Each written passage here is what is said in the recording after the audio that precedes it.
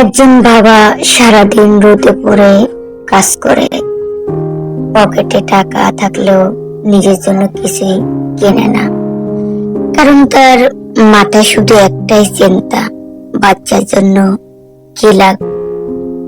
একজন মা নিজের জন্য নতুন কাপড় না কিনে সন্তানের জন্য ঈদের নতুন জামা কিনে আনে।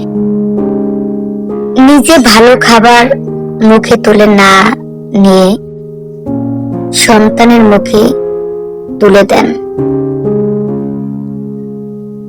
রাতে সবাই ঘুমিয়ে পড়লে বাবা মা চুপচাপ বসে ভাবে, আরো কিছু করতে পারতাম কিনা, সন্তানের ভবিষ্যৎ কিভাবে করব, সন্তানকে কিভাবে মানুষ করব। শুধু এই চিন্তায় তাদের মাথায় গড়পড় খায়। তারা নিজেদের ইচ্ছা চাপা দিয়ে সন্তানের স্বপ্ন পূরণ করে, নিজেদের সুখ ভুলে গিয়ে সন্তানের হাসিকে সুখ মনে করে।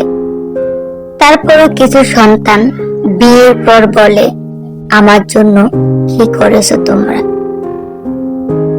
ভাবতে পারো এই কথাটা, এই একটা কথা একজন বাবার বুক ফেটে যায়। একজন মায়ের চোখে পানি থেমে থাকে না। আসল সত্যি কথা হলো, আমরা আজ মানুষ হয়েছি, পড়াশোনা করেছি, ভালোভাবে বেঁচে আছি, সব শুধু বাবা মায়ের ত্যাগের জন্য। তাই কখনো বলো না তোমরা আমার জন্য কি করেছো। তারা তোমার জন্য কি না করেছে, সবকিছু তো করেছে।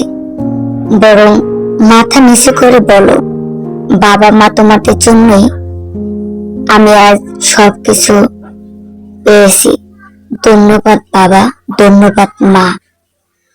একটা কথা মনে রেখো, দুনিয়ার সব ভালোবাসা মিলিয়ে বাবা মায়ের ভালোবাসার সমান হয় না।